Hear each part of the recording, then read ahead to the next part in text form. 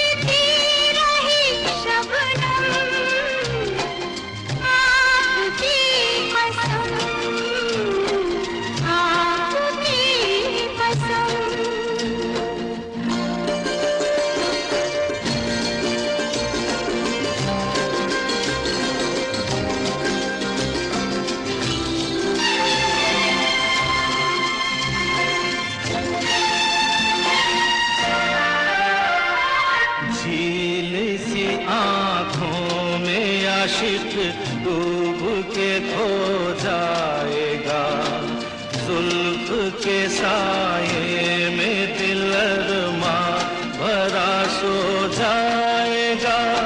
तुम चले जाओ नहीं तो कुछ ना कुछ हो जाएगा।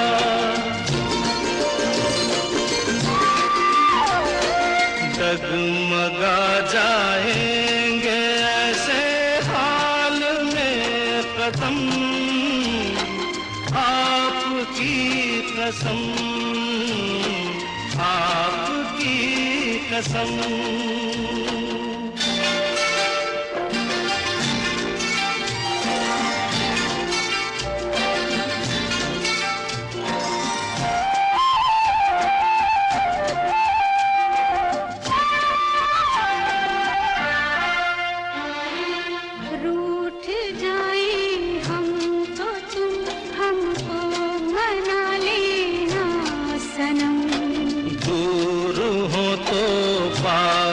हमको तुम भुला लेना सनम, कुछ गिला हो तो गले हमको लगा लेना सनम।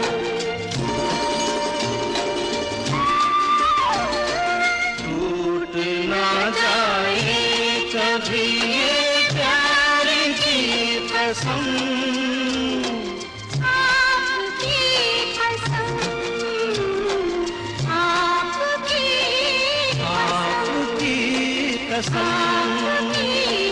आपकी कसम।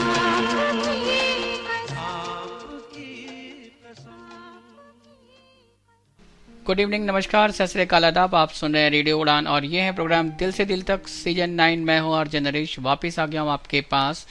और जैसे जुम्मरात यानी कि बृहस्पतिवार का दिन और आज का वही बड़ा ही पाक दिन, आज पूरे रेडियो उड़ान की टीम की तरफ से हम सभी लिसनर्स को ईद की मुबारकबाद देते हैं और उम्मीद करते हैं ये दिन आपकी ज़िंदगी में एक बेहतरी लेकर आया हो, एक अच्छा दिन हो और जो खुश ख्वाहिशें आपने मांगी हों वो ज़रूर पूरी हुई हों। ये दिन ख्वाहिशों के साथ साथ कुछ बुराइयां भी जो आपसे दूर हों और हम चाहते हैं कि ये दिन इस तरह से आप रोज़ मनाएं, अच्छी इतनी खुशियां आपको मिलें अल्लाह ताला की तरफ से कि आप रोज़ ऐसे दिन एंजॉय कर पाएँ। फ़िलहाल हम वापस आ गए हैं एक ब्रांड न्यू एपिसोड लेके, जहाँ पे हम आपके साथ शेयर करेंगे अपने इस 1 घंटे के लाइव शो में सारे फीचर्स, यानी कि आपको हमारे एपिसोड के साथ में मिलेगा सेगमेंट 1 यानी कि अदब के झरोके से। इसके साथ साथ होगा सेगमेंट 2 तेरी मेरी बात के सेगमेंट में आज हम क्या बात करने वाले हैं वो आपको कुछ देर में पता चल जाएगा। फ़िलहाल आप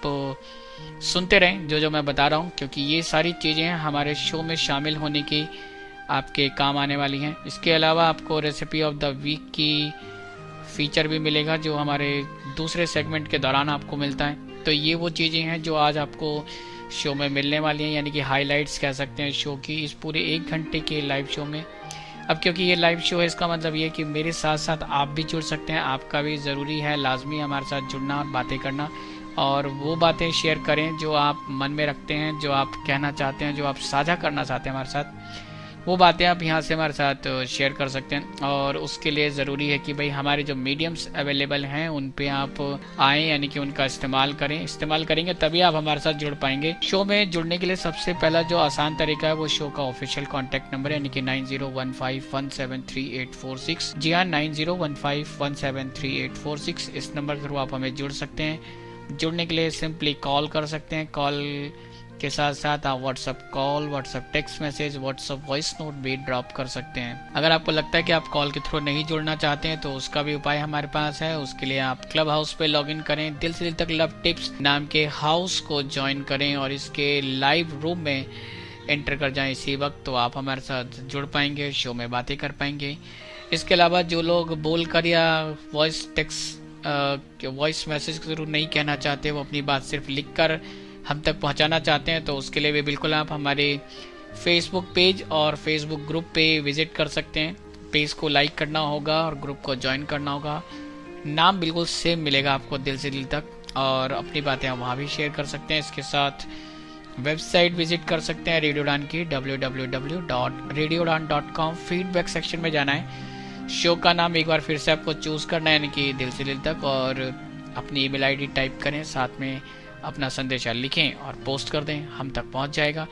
तो ये वो ज़रिए हैं जो उनसे आप हमारे साथ जुड़ सकते हैं, बातें कर सकते हैं और अपनी बातें शेयर कर सकते हैं। एक और मीडियम अवेलेबल है, उसके बारे में मैं आपको बताऊंगा, लेकिन वो हमेशा की तरह शो के लास्ट में आपको मिलने वाला है। बहरहाल आज हम क्या डिस्कस करेंगे अपने दूसरे सेगमेंट, यानी कि तेरी मेरी बात की चर्चा का जो विषय है, या यूँ कहेंगे जहाँ डिस्कशन होने वाला है, वो बड़ा ही इंटरेस्टिंग है और उससे आप इत्तेफाक रखते होंगे अपनी लाइफ में। अपने कई बार महसूस किया होगा, कई बार देखा होगा और कई बार सुना होगा और समझा भी होगा। और ये सवाल जो आज हमने आपसे पूछा है, हालांकि ये नहीं कह सकता कि हर किसी की लाइफ में होता होगा ये सिचुएशन, लेकिन आप कभी ना कभी इससे रूबरू जरूर हुए होंगे, क्योंकि ये आपके साथ नहीं तो आपके आस पड़ोस में, आपके दोस्तों, आपके फैमिली मेम्बर्स या रिलेटिव के साथ हो सकता है। तो अगर आपने कभी ऐसा महसूस किया या को सुना हो, समझा हो, तो ज़रूर हमारे साथ शेयर कर सकते हैं। और जो सवाल हमने आपसे पूछा, बड़ा ही इंटरेस्टिंग सवाल, only high profile jobs can give you social recognition. क्या सामाजिक प्रतिष्ठा पाने के लिए हाई प्रोफाइल जॉब्स हैं जो आपको समाज में प्रतिष्ठा दिलवा सकते हैं? Only high profile job give you social recognition. क्या समाज की जो प्रतिष्ठा है, सामाजिक प्रतिष्ठा जो आपकी बनेगी, क्या वो हाई प्रोफाइल जॉब्स ही आपको दे सकती हैं, या कुछ यूँ कहें कि कुछ और भी इसमें आप ऐड ऑन कर सकते हैं? मेरे पास कुछ चीज़ें हैं, वो हम तब डिस्कस करेंगे जब आपके साथ शो डिस्कशन पे आएंगे। फिलहाल जो बारी है वो अदब के झरोखे से की बारी आ गई है। आज इस सीरीज में, इस श्रृंखला में हम आपके लिए एक और बेहतरीन शायर लेकर आए हैं। उनके बारे में आप सुने, उनकी शायरी सुने, और इनके बारे में कुछ खास है जो मैंने आपके साथ शेयर किया है, वो भी आपको सुनना है। तो फिलहाल हम जल्दी से बढ़ते हैं अपने पहले सेगमेंट यानी कि अदब के झरोखे से, और फिर वापस आएंगे अपने दूसरे सेगमेंट यानी कि तेरी मेरी बात के साथ। तुम आ गए हो, नूर आ गया है, तुम आ गए हो, नूर आ गया है, नहीं तो चरागों से लौ जा रही थी।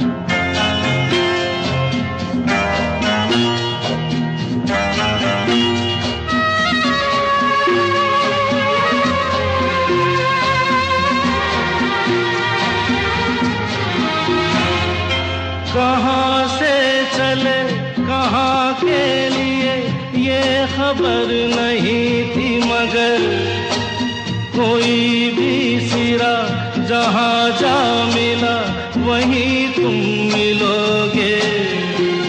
हो कहाँ से चले कहाँ के लिए ये खबर नहीं थी मगर कोई भी सिरा जहाँ जा मिला वहीं तुम मिलोगे। कि हम तक तुम्हारी दुआ आ रही थी, तुम आ गए हो, नूर आ गया है। नहीं तो चरागों से लौ जा रही थी, तुम आ गए हो, नूर आ गया।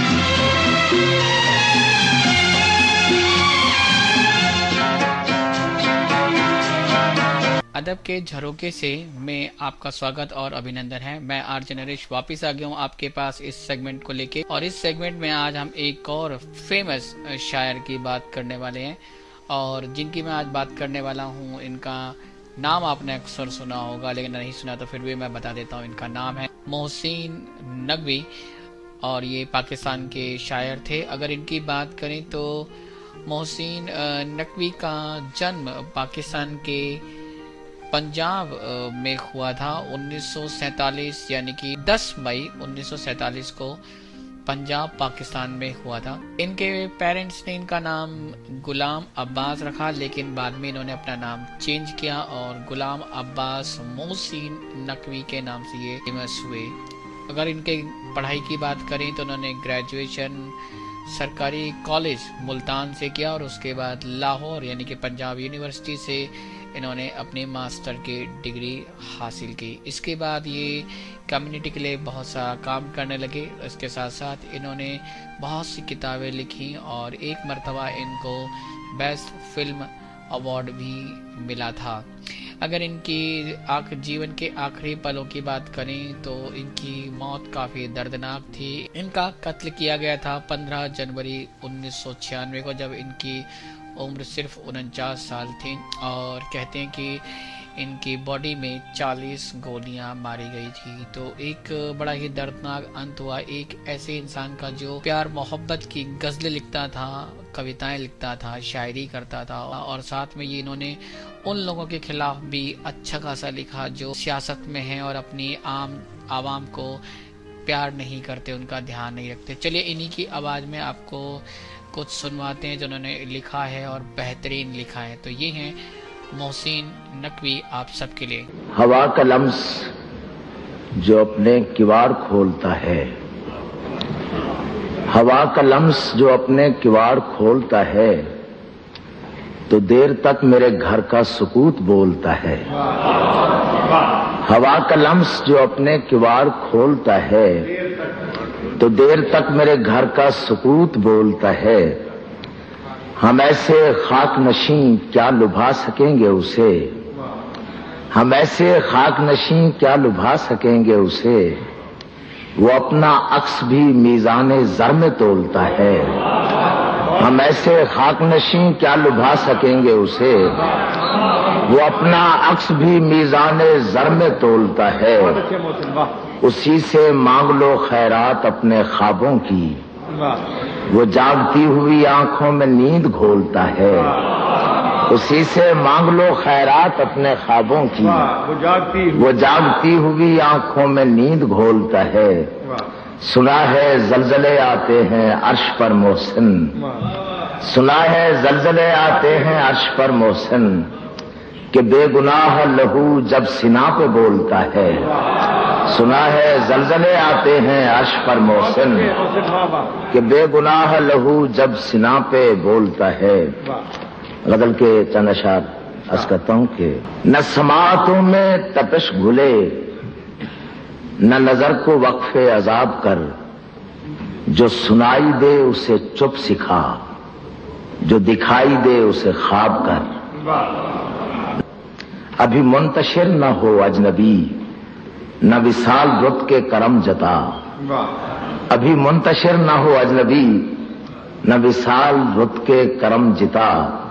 जो तेरी तलाश में गुम हुए, कभी उन दिनों का हिसाब कर। मेरे सब्र पर कोई अज्र क्या, मेरी दोपहर पर ये अब्र क्यों। मेरे सब्र पर कोई अज्र क्या, मेरी दोपहर पे ये अब्र क्यों। मुझे ओढ़ने दे अजियतें, मेरी आदतें ना खराब कर। मेरे सब्र पर कोई,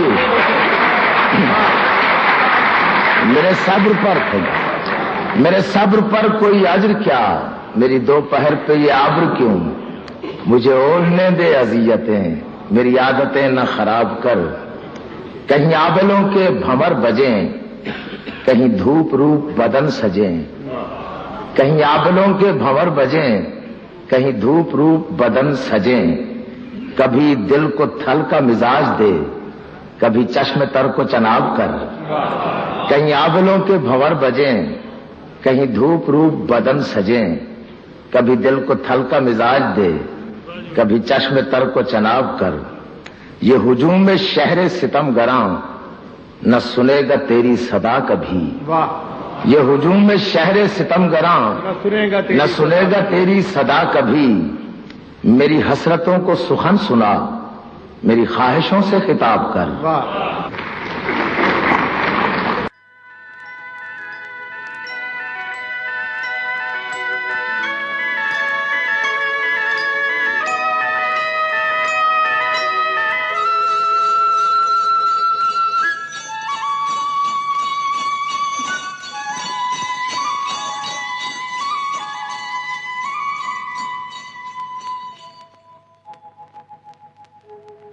कहीं दूर जब दिन ढल जाए, सांझ की दुल्हन बदन चुराए चुपके से आए। मेरे ख्यालों के आंगन में कोई सपनों के दीप जलाए, दीप जलाए। कहीं दूर जब दिन ढल जाए, सांझ की दुल्हन बदन चुराए चुपके से आए।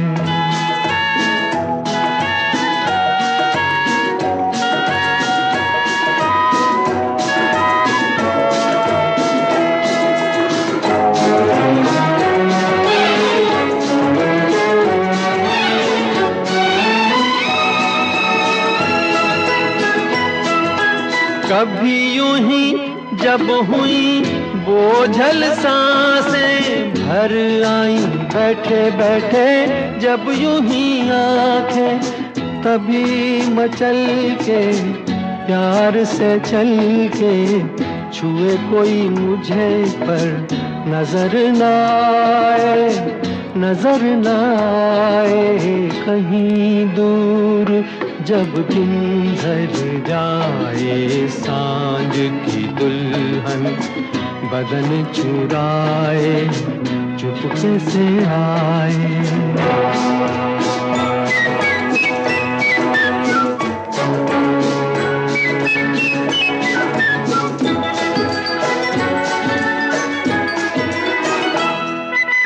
कहीं तो ये दिल कभी मिल नहीं पाते, कहीं पे निकल आए जन्मों के नाते। है मीठी उलझन बैरी अपना मन, अपना ही होके सहे दर्द पर आए, दर्द पर आए। कहीं दूर जब दिन ढल जाए, सांझ की दुल्हन बदन चुराए चुपके से आए। मेरे ख्यालों के आंगन में कोई सपनों के दीप जलाए। वेलकम बैक इस प्यारे से सेगमेंट के बाद। और उम्मीद करता हूँ अदब के झरोके से आज अपने सुना मोहसिन नकवी को, और उनको सुन के आपको अच्छा लगा होगा। बहुत ही बेहतरीन शायर अपने वक्त के।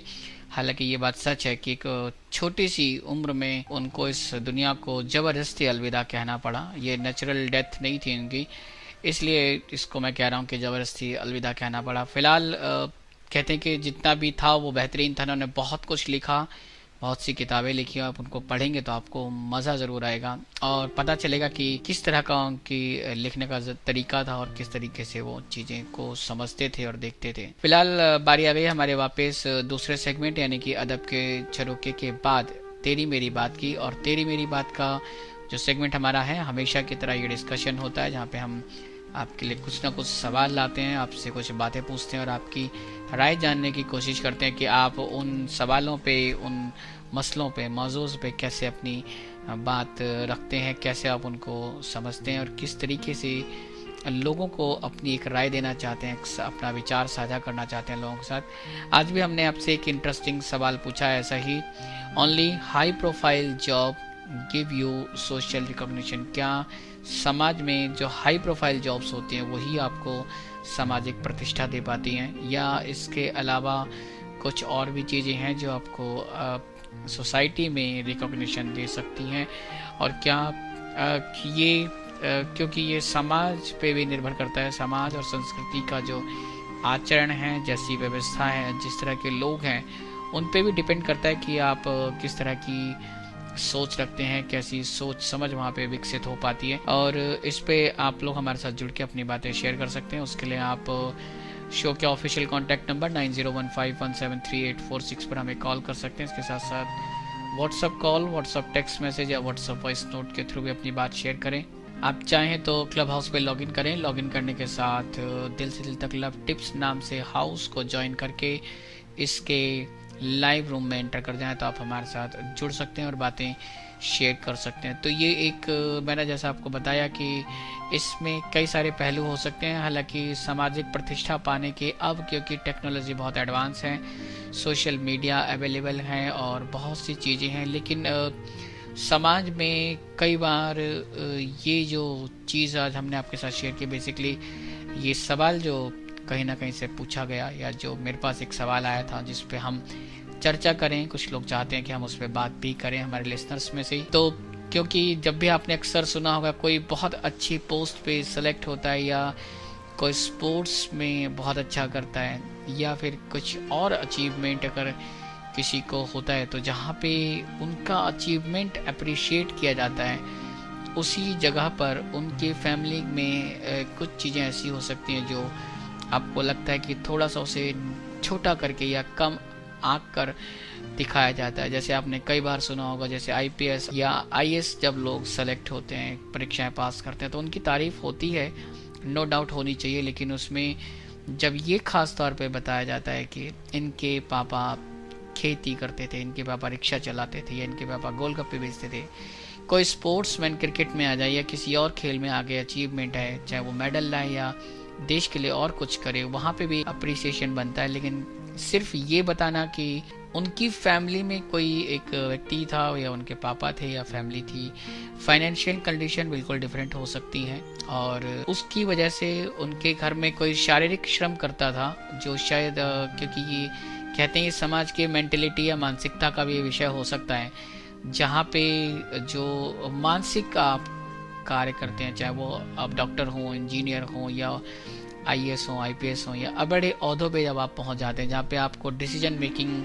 करनी होती है, या फिर आप बड़े पदों पे होते हैं, वहाँ पे जाके जब आप बातें करते हैं तो आपको लोगों को लगता है कि अच्छी रिकॉग्निशन है, आपकी पोस्ट अच्छी है, आपकी प्रतिष्ठा अच्छी है। लेकिन जो लोग रिक्शा चलाते हैं, सब्जी बेचते हैं, खेती करते हैं, सड़कों पे कूड़ा उठाने वाले हैं, या और जो बिजली का काम करते हैं, पानी का काम करते हैं, वो छोटे लोग हैं, या उनके बारे में जो एक नज़रिया होता है वो बहुत पॉजिटिव नहीं होता है। इसी समझ के साथ ये सवाल मेरे पास भेजा गया कि हम अपने लिसनर के साथ आज इस पे बात करें। मेरे ख्याल से मैंने आपको वो दायरा बता दिया है जिस वजह से ये सवाल मेरे पास भेजा गया है, और हम इस पे चर्चा करें। हमारे साथ कुछ पार्टिसिपेंट्स हैं उनके साथ बात करेंगे और उसके बाद में अपने पास से कुछ अपने तरकश में से भी कुछ तीर निकालूंगा। फिलहाल हमारे साथ शरद हैं और शरद से आज शुरुआत करते हैं। शरद, बहुत बहुत स्वागत है आपका शो में, और बताएं कि क्या ये हकीकत है कि इस तरीके की जब भी सूचनाएं या आप अखबार पढ़ते हैं, न्यूज़ पढ़ते हैं, तो अक्सर आपने ये सुना होगा कि किसी के पापा गोलगप्पे बेच रहे थे या खेती कर रहे थे या आप रिक्शा चला रहे थे। कभी आपने शायद वो न्यूज़ ही नहीं बन पाती, वो हेडलाइंस या वो हकीकत, जहाँ पे ये कहा जाता हो कि किसी मिनिस्टर का बेटा IPS बन गया, IAS बन गया, या फिर कोई अच्छी पोस्ट पे डॉक्टर था, इंजीनियर था, उसका बेटा बन गया। क्या वो विरासत में ही लोगों को लगता है कि मिलता है, और जो स्ट्रगल करके आते हैं शायद उनको हाईलाइट किया जाता है? देखिए, ऐसा है कि जहाँ तक मेरा मानना है तो ये जो सोशल रिकॉग्निशन की बात चल रही है जी, और इसमें ये बात है कि ये हाई प्रोफाइल जॉब्स ही केवल सोशल रिकॉग्निशन दे सकते हैं, ऐसा मेरा मानना नहीं है। क्योंकि जो सामाजिक पहचान या सामाजिक प्रतिष्ठा की जब हम बात करते हैं तो उसपे सिर्फ जॉब नहीं है, उसमें और भी बहुत चीजें होती हैं जो इंक्लूडेड होती हैं। फॉर एग्जाम्पल, अगर आप अपनी सामाजिक प्रतिष्ठा बनाते हैं तो उसके अंदर सबसे पहली जो चीज है वो है आपका कैरेक्टर, आपका जो चरित्र है, आपका चरित्र निर्माण, आपकी कैरेक्टर बिल्डिंग कैसे हुई है, उसके आधार पर आपकी जो सामाजिक जो पहचान बनती है या आपको जो एक सामाजिक प्रतिष्ठा मिलती है वो मिलती है। दूसरी बात है आपका सेल्फ रिस्पेक्ट। जो आपका सेल्फ रिस्पेक्ट है, जब हम उसकी तरफ अपना ध्यान देते हैं, अपना एक सेल्फ रिस्पेक्ट स्टैब्लिश करते हैं समाज में, तो हमें एक सामाजिक पहचान मिलनी शुरू हो जाती है, एक सामाजिक प्रतिष्ठा हमारी बननी शुरू होती है। और ये सामाजिक प्रतिष्ठा, जैसा कि मैंने कहा, कैरेक्टर और सेल्फ रिस्पेक्ट, ये दो ऐसी इनटेंजिबल चीजें हैं जो सामाजिक प्रतिष्ठा बनाती हैं। लेकिन हम बहुत सारे ऐसे काम करते हैं जिससे हमारी सामाजिक प्रतिष्ठा बनती है।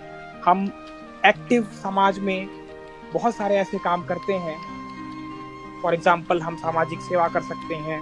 फॉर एग्जाम्पल, हम समाज में रहकर जिस तरह की समाज को आवश्यकता है उस तरह की भूमिका निभाकर समाज में कुछ कंट्रीब्यूट कर सकते हैं, जिससे हमारी सामाजिक प्रतिष्ठा बन सकती है। अब रही बात हाई प्रोफाइल की, तो हाई प्रोफाइल सिर्फ एक एलिमेंट है जो मुझे लगता है कि एक ऐसी सामाजिक प्रतिष्ठा या एक ऐसी सामाजिक पहचान को बनाता है जो एब्स्ट्रैक्ट है। एब्स्ट्रैक्ट का मतलब ऐसा जो दिखाई नहीं देता लेकिन बहुत समय तक रहता है। फॉर एग्जाम्पल, अगर आप किसी अच्छी पोस्ट पे पहुंचते हैं तो वो जो एक सामाजिक प्रतिष्ठा बनती है वो खत्म नहीं होती, वो अंत तक रहती है। क्योंकि अगर आप किसी अच्छे पद पर हैं तो आपके बारे में कहा जाएगा कि ये व्यक्ति XYZ जो है वो इस पद पर हैं।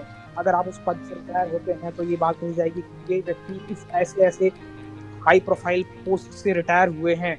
तो या फिर जैसे आप और भी बातें करें IAS PCS की जो बातें करते हैं, तो ये एक ऐसी पहचान बनाती है जो एक लंबे समय तक रहती है, एक लंबे समय तक स्टैब्लिश रहती है।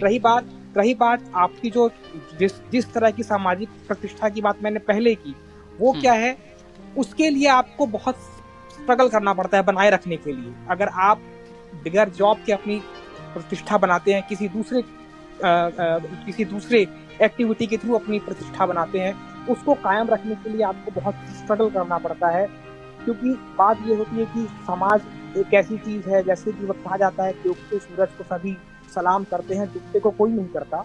तो जब आपकी सामाजिक प्रतिष्ठा बनती है या जब आप समाज में बहुत एक्टिव रहते हैं, लोग आपको जानते हैं, उस समय आप हर जगह जाने जाते हैं, आप सराहे जाते हैं। लेकिन उसको बनाए रखना ये एक स्ट्रगल का चीज है, इसको एक संघर्ष के स्वरूप ही आप इसको कायम रख सकते हैं, तभी आप समाज में रह सकते हैं। तो इस तरह से मैं इसको एनालाइज करूंगा। तो बिल्कुल ये भी एक जरिया है और समझने का तौर तरीके हैं लोगों के अपने, जहाँ पे लोग अपनी बातें रखते हैं। और ये बात हकीकत में भी है कि सिर्फ ये एक अकेला जरिया नहीं है जो हम बात कर रहे हैं हाई प्रोफाइल जॉब्स का। ये वन ऑफ द पॉइंट्स है उसमें से जो आप काउंट कर सकते हैं। लेकिन ये जो सवाल है इस पे चर्चा और जारी रहेगी। फिलहाल बारी आ गई हमारे फीचर यानी कि सेगमेंट में, एक और फीचर यानी कि recipe of the week. Recipe of the week में आज आप क्या पकाएंगे और बनाएंगे रसोई में जाके, वो तो हमें सुनने के बाद ही पता चलेगा। चलिए मैं भी आपके साथ बैठ जाता हूँ और सुनते हैं ये feature recipe of the week, ताकि हमें पता चले कि आज हमारी रसोई में क्या बनने वाला है।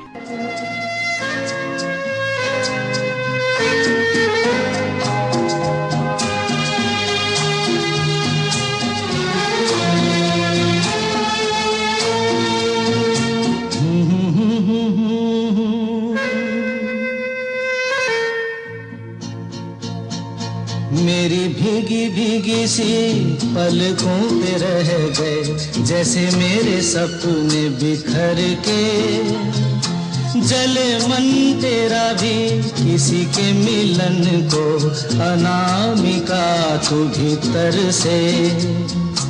मेरी भीगी भीगी सी, मेरी भीगी भीगी सी पलकों पे रह गए जैसे मेरे सपने बिखर के, जले मन तेरा भी किसी के मिलन को, अनामिका तू भीतर से। मेरी भीगी भीगी सी।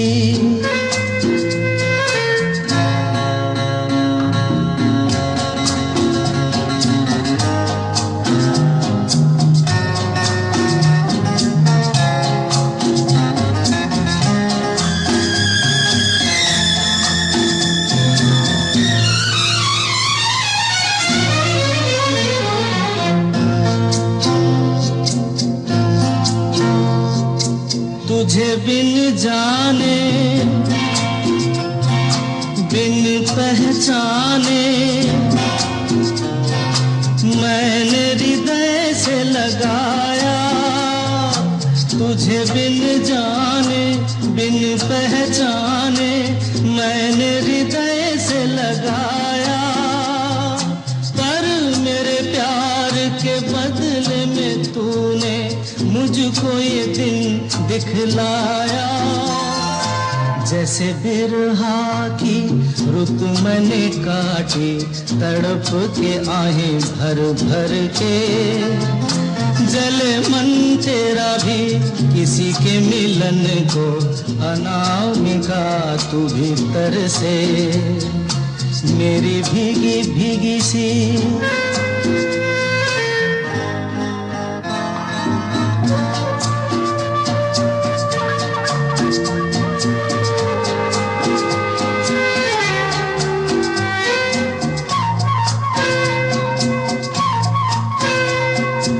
आग से नाता, नारी से रिश्ता, काहे मन समझ न पाया। आग से नाता, नारी से रिश्ता, काहे मन समझ न पाया। मुझे क्या हुआ था एक बेवफा पे, हाय मुझे क्यों प्यार आया। तेरी बेवफाई पे हंसे जग सारा, गली गली गुजरे जिधर से, जले मन तेरा भी किसी के मिलन को, अनामिका तू भीतर से। मेरी भीगी भीगी सी, मेरी भीगी भीगी सी पलकों पे रह गए जैसे मेरे सपने बिखर के, जले मन तेरा भी किसी के मिलन को, अनामिका तू भीतर से। मेरी भीगी भीगी सी। दिल से दिल तक और रेडियो उड़ान सुनने वाले सभी श्रोताओं को आज फिर लवी का प्यार भरा नमस्कार। दोस्तों, आज हम फिर एक नई रेसिपी के साथ आपके साथ हाजिर हैं और आज हम लाए हैं सबको अच्छी लगने वाली आलू और साबूदाने की टिक्कियाँ। वही खाने में बहुत मजा आता है, कुरकुरी सी ये टिक्कियाँ होती हैं और हेल्दी भी होती हैं।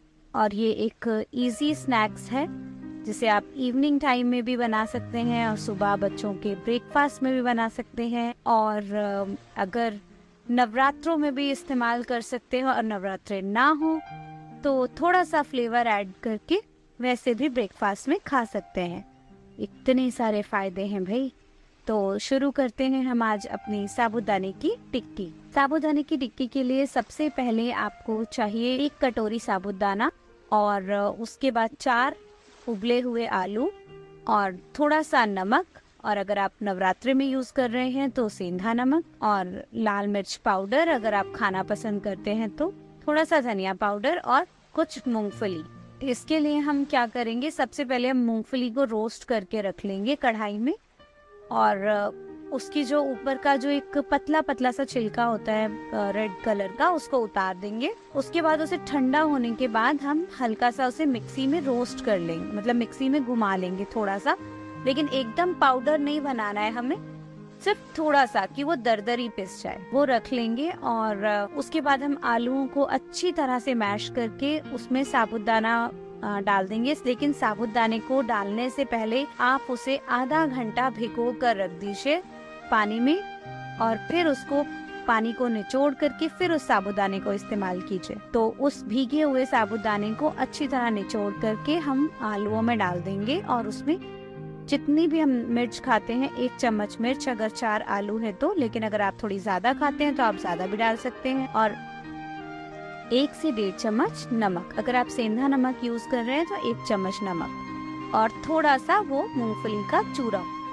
कई लोग वैसे मूंगफली के बिना चूरे के भी बनाते हैं, लेकिन अगर आप ने अभी अभी बनाना सीखा है या नया नया बना रहे हैं पहली बार, तो आप मूंगफली का चूरा जरूर डालिए, क्योंकि उससे बाइंडिंग करने में आसानी होती है। वरना आपके आलू कई बार तेल में जाने के बाद साबुदाने के साथ फैल जाते हैं। और अगर आपको बनाते बनाते समय हो गया है तो आप ध्यान से तेल अच्छी तरह गर्म करने के बाद उसमें साबुदाने की टिक्की बिना मूंगफली के भी डाल सकते हैं, लेकिन ध्यान रखें कि उसे पलटने के लिए थोड़ा सा सावधानी की आवश्यकता होती है, क्योंकि वो टिक्की बहुत सॉफ्ट होती है और वो जल्दी टूट जाती है। मूंगफली पाउडर डालने से वो थोड़ी सी हार्ड रहती है और अच्छी तरह से एक हार्ड आटे की तरह गुथ जाता है उसमें मूंगफली डालने से। तो ये फायदा होता है मूंगफली डालने का, और टेस्ट भी अच्छा आता है इसलिए। और आप उसमें थोड़ा सा अमचूर या नींबू भी डाल सकते हैं। उसके बाद इसे आप जो भी आकार देना चाहें, अंडाकार, गोल या जो भी, या छोटे छोटे नगेट्स टाइप भी आप इसे बना सकते हैं, और आप वो इसे तेल में डाल दीजिए और तल दीजिए। तो आपके साबुदाने के नगेट्स या साबुदाने की टिक्कियाँ या साबुदाने के कटले, कुछ भी आप इन्हें नाम दे सकते हैं, और अपनी मर्जी से कोई भी शेप दे सकते हैं। तो ये इस तरह से आपका जो स्नैक है वो तैयार हो जाता है। इसके साथ अगर नवरात्रि नहीं है तो आप टमाटर, लहसुन और हरी मिर्च की चटनी खा सकते हैं। दोस्तों मुझे तो बहुत पसंद है, बाकी आप बताइएगा आपको बनाकर कैसी लगी। या तो फिर आप धनिया की चटनी भी बना सकते हैं इसके साथ, जिसमें कि अम्बी पड़ती है, धनिया और पुदीना और अम्बी की बड़ी मस्त सी चटनी आप बना सकते हैं और ये स्नैक्स एंजॉय कर सकते हैं। तो चलिए अगले सप्ताह फिर एक नई रेसिपी के साथ आपके साथ हाजिर होंगी। तब तक के लिए आप सुनते रहिए हमारा दिल से दिल तक रेडियो उड़ान, अ फ्लाइट ऑफ फ्लाई। बिल्कुल जी, आपको रेसिपी मिल गई है इस वीकेंड की कि आप इसको बनाएं, तैयार करें और रसोई में जाएं। रसोई में जाने की मेहनत आपको करनी चाहिए, मुझे ऐसा लगता है।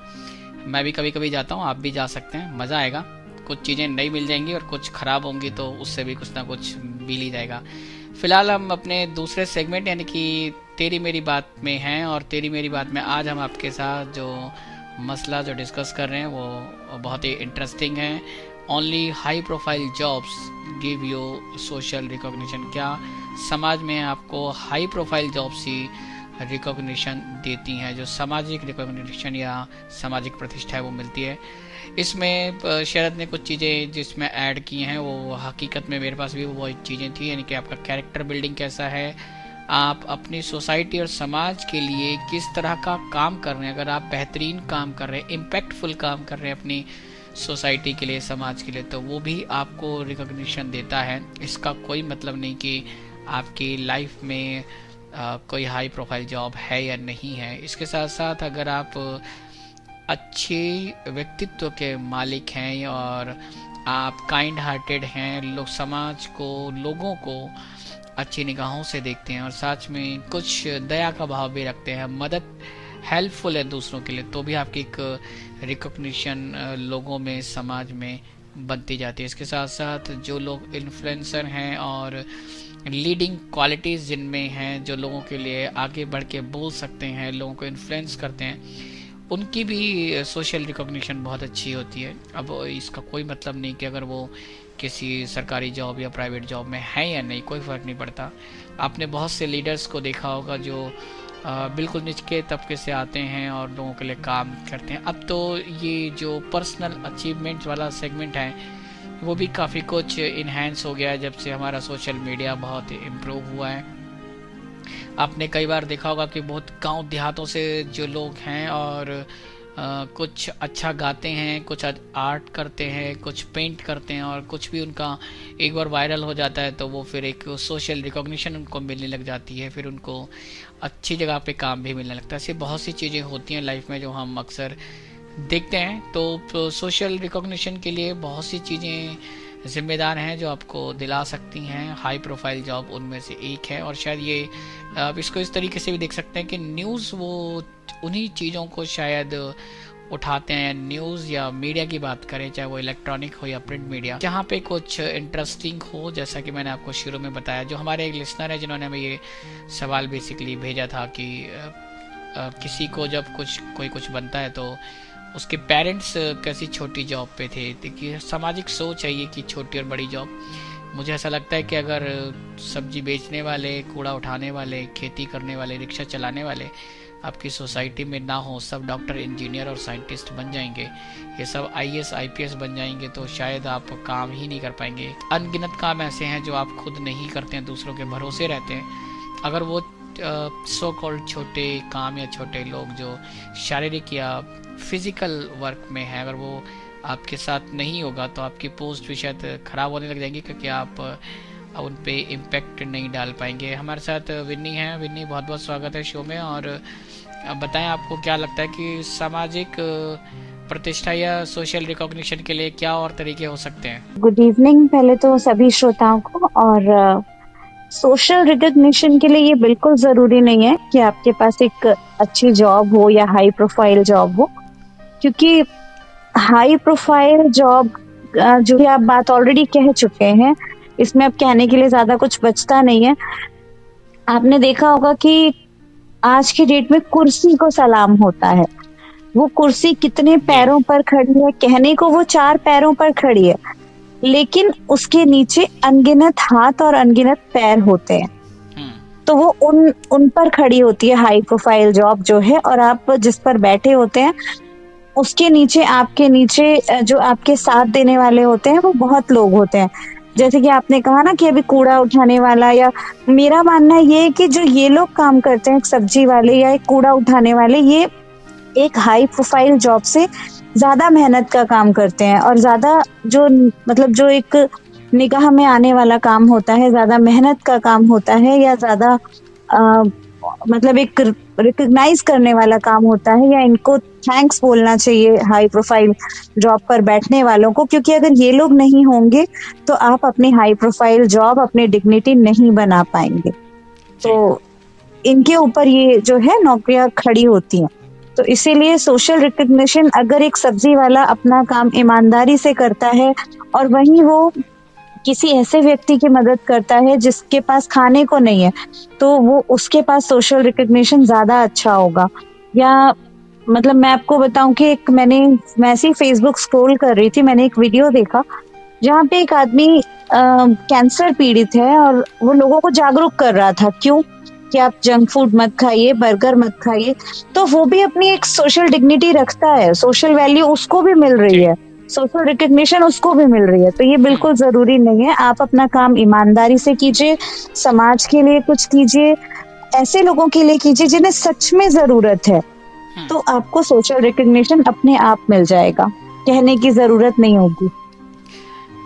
तो बिल्कुल ये भी जरिया है, और ये बात बिल्कुल सच है कि सिर्फ एक चीज़ के भरोसे अगर आपको सोशल रिकॉग्निशन मिलती या मिल रही होती तो शायद देश में कुछ ही लोग ऐसे होते जिनको शायद ये सामाजिक प्रतिष्ठा मिली हुई थी, लेकिन आपको ऐसे बहुत से लोग मिलेंगे। इसके अलावा भी बहुत सी चीज़ें हो सकती हैं। और जो हमारे साथी न्यूज़ के भरोसे सोचते हैं कि सामाजिक प्रतिष्ठा मिलती है, अगर आप रियलिटी में ग्राउंड पे उतर के देखेंगे तो आपको पता चलेगा कि सामाजिक प्रतिष्ठा लोगों को हर जगह मिल जाती है जहाँ पे भी वो लोग मेहनत करते हैं और ईमानदारी से अपना काम करते हैं। हालांकि हम जिन चीज़ों को न्यूज़ में पाते हैं या न्यूज़ में हम देखते हैं वो एक्चुअली आप समझें कि टीआरपी वाला भी मामला होता है कि किन चीज़ों से सनसनीखेज खबर बन सकती है या किन बातों से लोगों को अट्रैक्ट किया जा सकता है। ये रियलिटी यही है कि जब कुछ चीज़ें ऐसी होती हैं जो आपको ज़्यादा अट्रैक्ट करती हैं, ये ह्यूमन टेंडेंसी है या यूँ हमारा नेचर ऐसे ही होता है कि जो चीज़ें ज़्यादा आकर्षित करती हैं हम उन्हें लगता है कि वो ज़्यादा अच्छी होंगी। फिर वो क्रिकेटर जो नया नया क्रिकेटर बना हो जिसके पापा रिक्शा चलाते थे, आईपीएस या आईएएस जो मेरे ख्याल से सब्जी बेचता था, उसके घर में कोई या फाइनेंशियल कंडीशन बहुत अच्छी नहीं थी, तो ये अट्रैक्ट करती हैं लोगों को जानने के लिए। और इसी तरह की जब अट्रैक्शन होता है तो मीडिया शायद उसका इस्तेमाल करता है। और मुझे लगता है कि थोड़ा सा वक्त और है हमारे पास जहाँ पे हम बातें कर सकते हैं। तो आप लोग कुछ कहना चाहते हैं तो बिल्कुल माइक ओपन है, अपनी कंक्लूडिंग कमेंट्स कह सकते हैं। मैं ये बात एक कहना चाह रहा था कि ये पॉइंट जो एक विन्नी जी ने दिया बहुत ही बेहतरीन पॉइंट की कुर्सी जो है जहाँ पे हम वास्तव में बात करते हैं उन पॉलिटिकल फिगर्स की जो कुछ भी करके कुर्सी को पाते हैं जी, और वास्तव में वो ये नहीं देखते कि वो कितने उस कुर्सी पर जब बैठे हैं तो वो किस तरीके से वहां तक पहुंचे हैं और कितने ऐसे हाथ और पैर हैं जिनको उन्होंने दबा रखा है। तो कहने का मतलब यहाँ पर जो उनका चरित्र निर्माण है वो कहीं नहीं होता, और जो उनकी सामाजिक प्रतिष्ठा होती है वास्तव में उसके कुछ मायने नहीं होते, क्योंकि वो ना तो उनका कोई अपना सेल्फ रिस्पेक्ट है, ना ही उनका अपना कोई कैरेक्टर है। खास तौर से आजकल जो हमारे राजनेता हैं जो कि सो कॉल्ड हाई प्रोफाइल हैं, तो ये जिस तरीके से जिस तरह के हथकंडे अपनाकर ऊपर पहुंचते हैं और जिस तरीके से वो अपनी सामाजिक प्रतिष्ठा बनाते हैं, मेरा ख्याल है इस तरह की सामाजिक प्रतिष्ठा से हमें इनकार करना चाहिए, क्योंकि ये वास्तव में एक सच्ची सामाजिक प्रतिष्ठा नहीं है।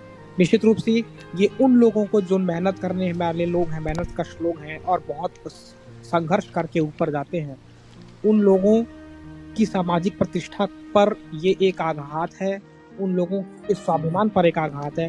तो ऐसे लोगों को हमें निश्चित रूप से सामाजिक जो ये इस तरह के जो मैं कहूँगा जो अनसोशल एलिमेंट हैं, इन्हें हमें समाज से बाहर निकालने की कोशिश करनी चाहिए और हमें समाज में एक ऐसी प्रतिष्ठा सब लोगों की बननी चाहिए जो वास्तव में समाज को आगे लेकर जाए, उसको उन्नति दे। ये मेरा क्लोजिंग कमेंट रहेगा। बिल्कुल, ये एक क्लोजिंग कमेंट शरद की तरफ से, और काफ़ी हकीकत इन बातों में है जहाँ पे हम सामाजिक प्रतिष्ठा की बात कर रहे हैं। और जब ये सवाल मुझे मिला से 1-2 दिन पहले, तो इस पे मैंने फिर कुछ सोशल मीडिया पे भी इसको चेक करने की कोशिश की, तो वहाँ पे एक बड़ी इंटरेस्टिंग कन्वर्सेशन मिली थी मुझे, जहाँ पे कुछ इंडियंस की जो बात हो रही थी कि जैसे मैंने आपको बताया कि सामाजिक प्रतिष्ठा की जब बात होती है तो वो देश में आपको हाई प्रोफाइल जॉब्स मिलें या कुछ और करें आप, या इसके अलावा जब आप विदेशों में जाके एजुकेशन लें या दूसरे देशों में जाके आप कमाई करें, अर्निंग का सोर्स ढूंढें वहाँ पे भी।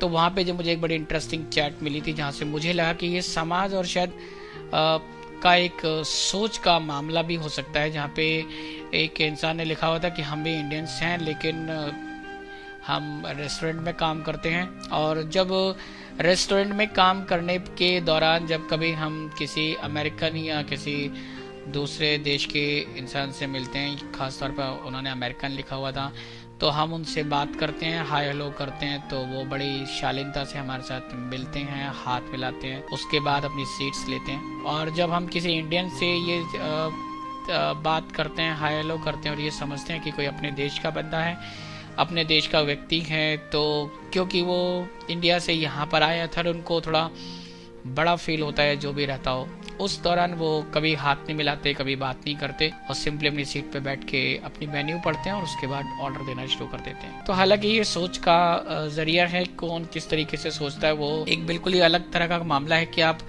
किस तरीके से चीज़ों को सोच रहे हैं। हालांकि हम बिल्कुल इस बात को सहमति नहीं देते कि कोई भी हाई प्रोफाइल सिर्फ आपको प्रतिष्ठा दिला सकती है। आप चाहें तो अपनी मेहनत से, चाहे आपकी पर्सनल अचीवमेंट हो, सोसाइटी के लिए आपका इम्पैक्टफुल काम हो, जो भी आप कर रहे हो, आप इसके साथ साथ लोगों के लिए हेल्पफुल हो, लोगों के लिए काम कर रहे हो और अपनी सोसाइटी को कंट्रीब्यूट कर रहे हो किसी भी तरीके से, तो आपको सामाजिक प्रतिष्ठा मिल सकती है। तो ये आज का डिस्कशन इतना ही। उम्मीद करता हूँ कि आपको पसंद आया होगा। और आपसे प्रॉमिस किया था कि जब हम शो के आखिर में आ जाएंगे तो आपको दूसरा भी जरिया बताएंगे कि किस तरीके से आप हमारे साथ जुड़ सकते हैं। तो उसकी भी बात आ गई है। उसके लिए आपको यूट्यूब पे विजिट करना है। यूट्यूब पे जाएं और दिल से दिल तक का चैनल सर्च करें। और सर्च करने का आसान तरीका कि आप @दिल से दिल तक विद आरजे नरेश सर्च करें, आपको हमारा चैनल मिल जाएगा। वहाँ पे आपको हमारे शोज के सारे वीडियोस ऑडियो मिलेंगे। आप वहाँ पे आपके पास जब वक्त हो, जब आपका मन करे, हमारे वीडियोस देख सकते हैं, ऑडियो सुने और अपनी राय रख सकते हैं कमेंट के थ्रू। जितना भी आप चाहें उतना लिख कर हमें पोस्ट करें। आपके जो कमेंट्स होंगे उनको पढ़ने के बाद उन पे वाजिब रिप्लाई भी आपको ज़रूर मिलेगा। हालांकि अब उनको शो में शामिल करने का पॉसिबिलिटी नहीं है, लेकिन क्योंकि आपके जो सवाल होंगे, आपकी जो बातें होंगी, उनको रिप्लाई ज़रूर मिलेगा। और यूट्यूब एक बहुत ही आसान और बढ़िया तरीका है, क्योंकि इसमें टाइम बाउंड नहीं है कि आपका जब मन करे, जब आपको ठीक लगे तब आप वहाँ पे आ सकते हैं। आप जब फील करें, जब आपका मन करे कि अच्छा डिस्कशन सुनना चाहिए, तो बिल्कुल हमारे इस सेगमेंट को ज़रूर सुने और अपने एक फीडबैक भी दें। फिलहाल टाइम आ गया कि मैं आपसे कहूँ टाटा बाय बाय, और इस प्रॉमिस के साथ कि नेक्स्ट वीक जब हम आपके साथ मिलेंगे तो फिर आपके लिए लेकर आएंगे नया सेगमेंट, नया फीचर, नया डिस्कशन और नया शायर और नई recipe. Till then keep listening radio Udaan, flight of life. Happy listening.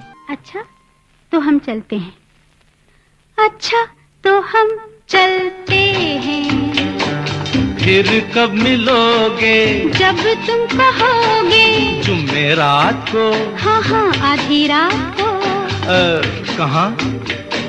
वहीं जहाँ कोई आता जाता नहीं, वहीं जहाँ कोई आता जाता नहीं, अच्छा तो हम चलते हैं।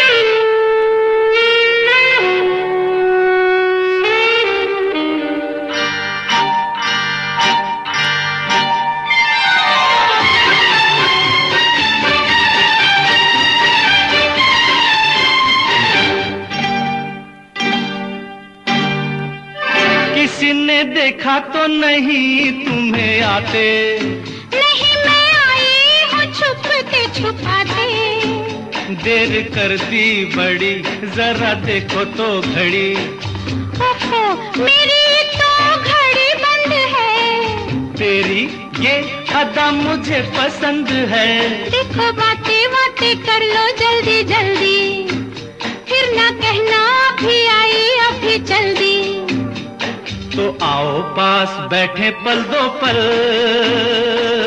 आज नहीं कल, क्यों क्यों आज नहीं कल, ये तो एक बहाना है, वापस घर भी जाना है, कितनी जल्दी ये दिन ढलते हैं, हाय टाटा, अच्छा तो हम चलते हैं, फिर कब मिलोगे जब तुम कहोगे, कल मिलो या परसों, परसों नहीं नरसों, कहाँ? यही यहाँ कोई आता जाता नहीं, अच्छा तो हम चलते हैं।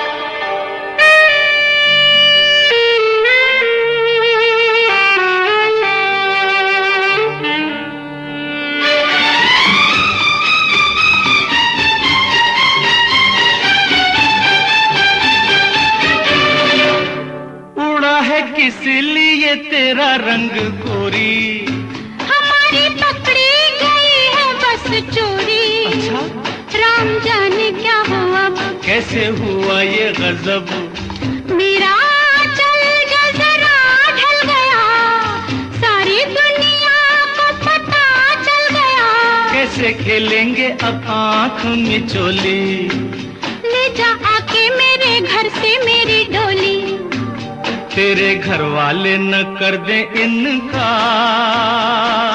सब है तैयार, सब है तैयार, सुन ले फिर दिल की फरियाद, बस बाकी शादी के बाद।